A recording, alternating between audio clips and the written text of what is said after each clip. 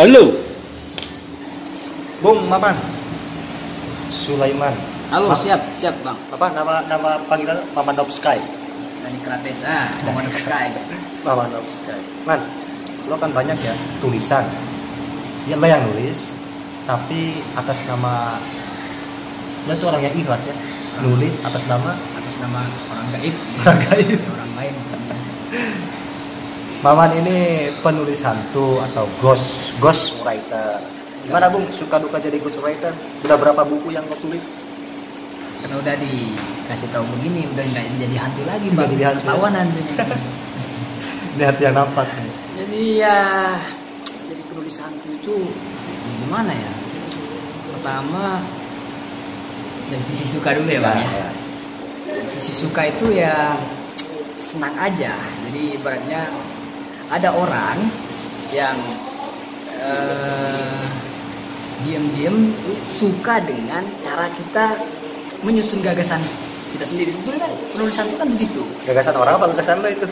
Ada biasanya ada juga gagasan orang yang itu bentuknya ibaratnya ya gue pengen ini gitu ya. Poin-poinnya aja dia. Jadi dia tidak menyusun sendiri ibaratnya kan. Terus lo terjemahin. Nah, kita gunakan poin-poin itu untuk kita susun kan. Jadi kita tidak berusaha untuk membuat gagasan baru, tapi tinggal kita menerjemahkan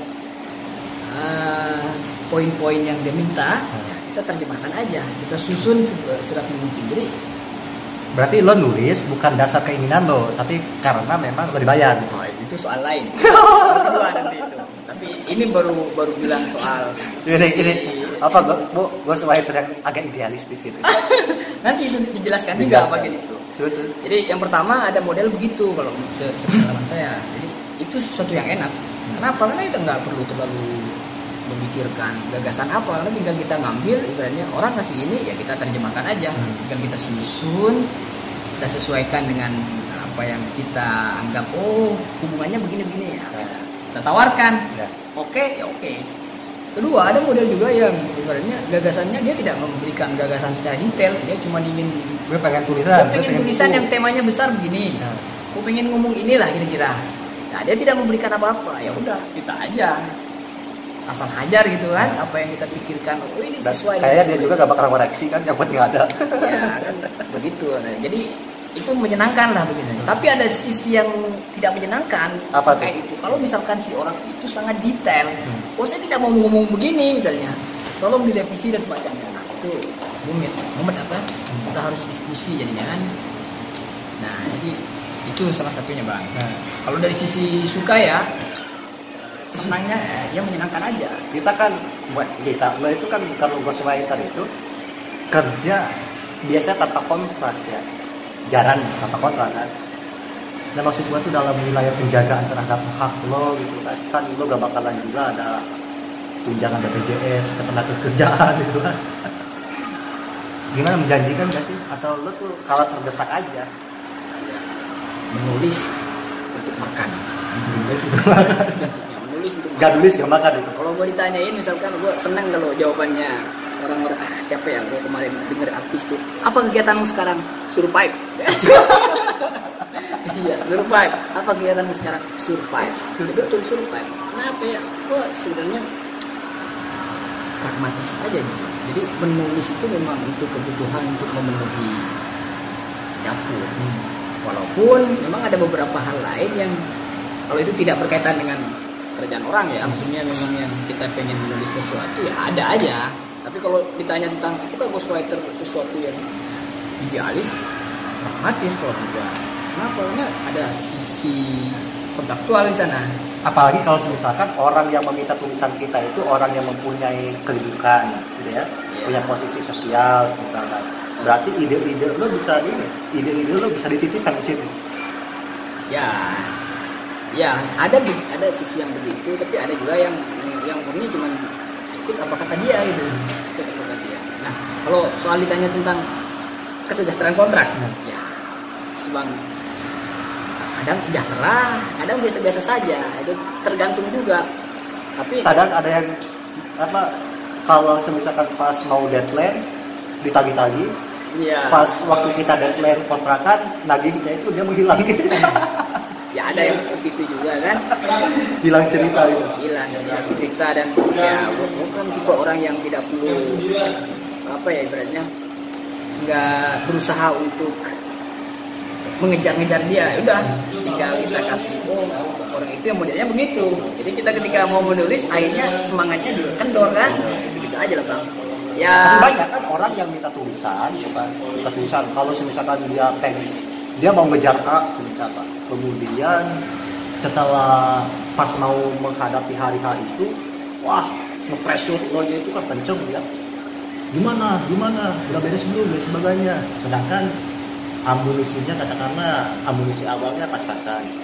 Nanti abang kalau misalkan ini udah tembus, gampang lah nanti bung gitu kan. Ternyata pas waktu udah tulisan beres, acara dia sukses gitu. Kemudian menghilang. Gimana bung? Kalau ada fenomena abang-abang seperti itu atau teteh-teteh lah nggak abang aja kan banyak juga cewek yang dulu. Gimana bung kalau begitu? Ya makanya siasati dari awal dulu harus ada kejelasan. Kan gak ada MOU itu biasanya. Kan ghostwriter nggak enak kan? Ya ada model ghostwriter yang nggak enakan kan. Ada ghostwriter yang sifatnya berkelompok dan ya kalau berkelompok itu kita punya kekuatan kan. Kalau personal berkelompok itu ada juga ghostwriter yang berkelompok bang. Jadi contohnya siapa kita? Kalau begitu kan ada saling support kalau khususnya begitu. Jadi orang nggak enak kalau misalkan sifatnya sudah berkelompok begitu kan ibaratnya udah dikepung, dia mau lari kemana kan begitu. Nah kalau yang personal itu memang ya tergantung. Kalau yang personal gampang terintimidasi, gampang juga tereksploitasi. Iya itu juga kalau yang personal itu. Makanya kita harus perjuangkan hak-hak ghostwriter kan. Kita bentuk serikat ghostwriter gitu. Serikat ghostwriter Indonesia. Gimana ya? Kita bikin serikat ghostwriter Indonesia. Iya, yang memperjuangkan hak-hak mereka kan. Iya. Nah, ada satu lagi Bang, kalau soal ditanya tentang senang nggak sih? Senang juga. Karena kadang begini. Dikatakan sebetulnya kalau bicara tentang ghostwriter itu kan kita menulis sesuatu yang sebetulnya ide-idenya tidak terlalu brilian ya. Mau dikatakan ini ide yang menarik dan sebagainya tidak juga kan sebetulnya. Dan bukan apa yang kita suka juga kan sebenarnya itu kita ke permintaan. Apalagi kalau itu ghostwriter menulis apapun misalnya. Apapun dimakan. Iya, apapun dihajar, tema apapun diambil dan sebagainya. Akhirnya apa?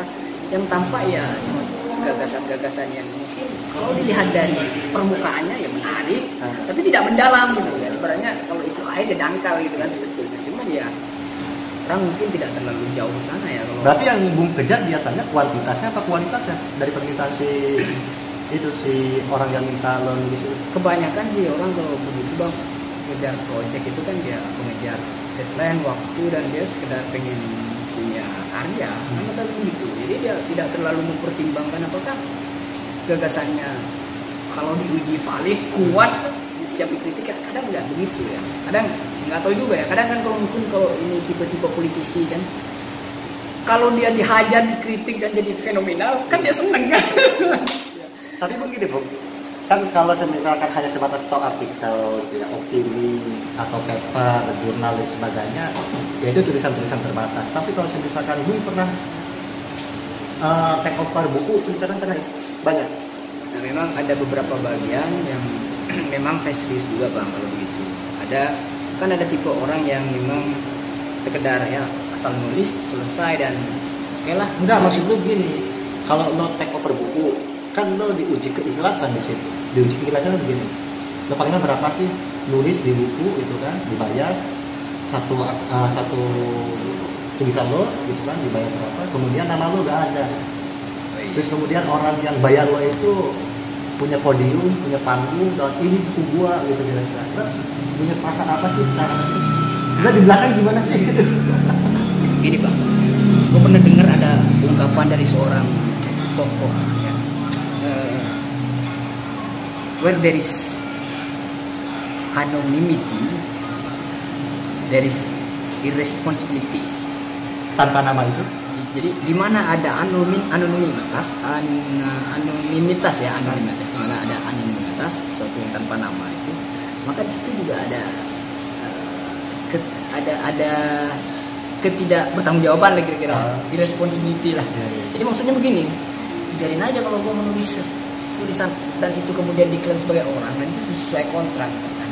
Gue nggak ada perasaan tulisan gue kok dia udah biarin aja, karena gue juga mikir kadang kalau gue menulis dengan nama orang, gue itu juga kadang gue gagasannya ya gue nggak merasa terbebani oleh gagasan itu. Kenapa bang? Karena ibaratnya gue nggak ada di situ, gue tidak hadir sebagai penulis. Beda dengan kalau gue misalkan menulis buku dan gue hadir di sana, penulisnya Sulaiman, pertama mana? Gue malu dulu gagasannya asal jiplak, asal ada asal apa.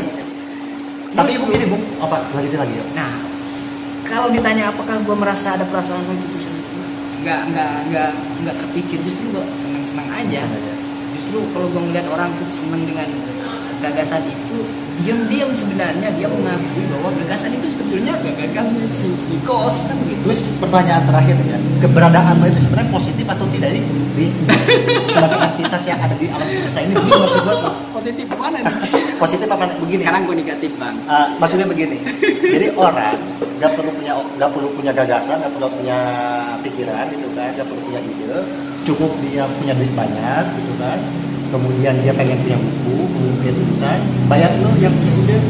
Nah maksud gue tuh lo berkontribusi kayak terhadap positif apa enggak ya? Positif apa enggak? Atau simbiosis mutualisme aja? Ya. Udah jadi pasar gitu, tren gitu.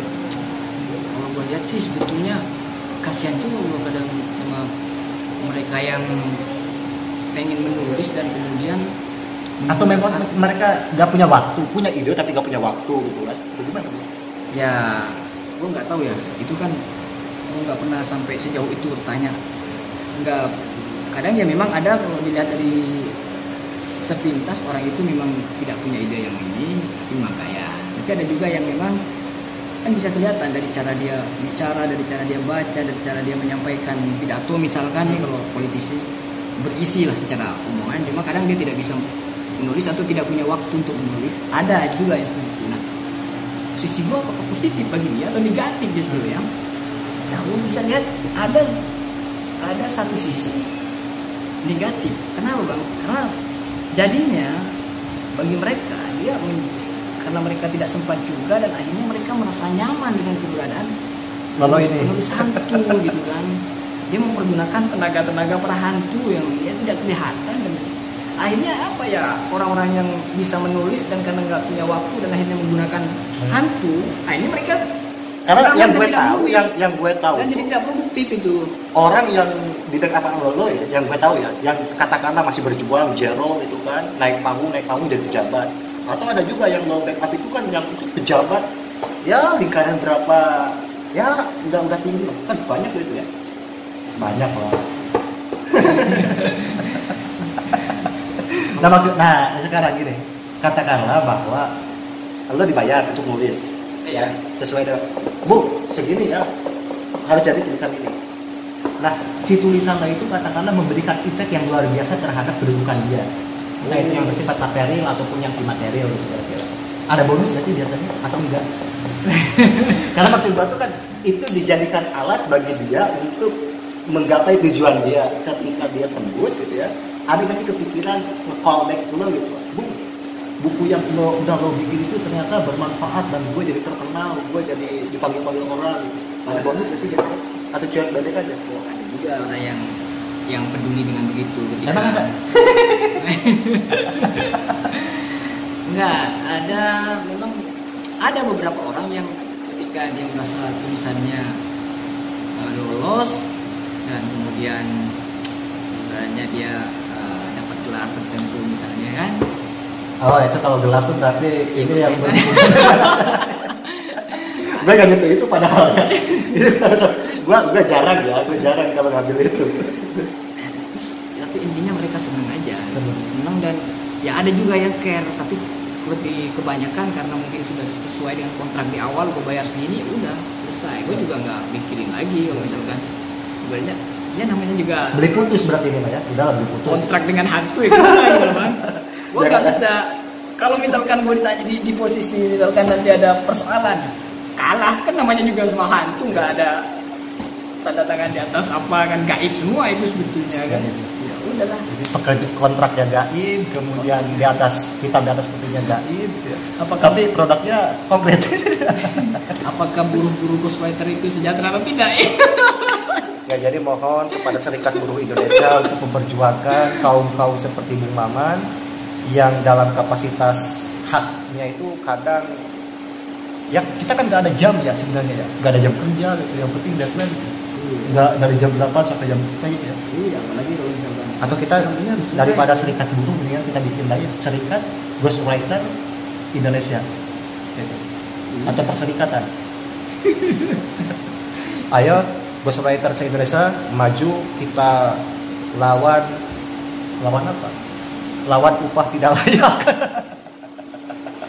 kesejahteraan buruh harus diperjuangkan ya. Kesejahteraan ghostwriter harus diperjuangkan. Sayang kemarinnya Hari Buruh Internasional kita tidak. Kadang begini Bu, sorry Bu, gua tuh kadang begini Bu, kadang ada orang yang nyuruh tuh begini, dan atau Bung bikin ini dong, kata gua ya udah segini, kok segitu di sini mah segini, maksud gua tuh dia juga punya standar harga. Ya maksud gua tuh kalau kasih ono mah ya udah kesono aja gitu, berarti nah, ada nggak sih lo mempertahankan bahwa harga lo tuh segini loh, atau ya, berapapun dihajar aja. Ada juga yang kadang kita ngasih pertimbangannya segini nih, tapi dia juga ngasih pertimbangan ya, kalau deal kita hajar, artinya gua nggak terlalu kaku juga gua ngehargain begini, luas juga lah. Kalau misalkan kita lihat orang itu memang mau mampunya segini dan kita dianggap tidak terlalu banyak keinginan nggak punya kemampuan. Yang penting tidak rugi juga ke kita kan. Proporsional lagi. Biasanya yang gitu tuh ngasih duit di awal, tulisan dulu beres, pas tulisan beres duit udah habis. udah lama 16 menit. Iyalah. Jadi kita perjuangkan, kita bikin pertama serikat ghostwriter Indonesia. Jangan pakai ghostwriter, apa? Pakai bahasa Indonesia. Apa tuh? Serikat Tulis Hantu. Serikat Penulis Hantu Indonesia. Kemudian dan perjuangkan kesejahteraan penulis hantu. Ya. Gitu aja. Yuk, Assalamualaikum.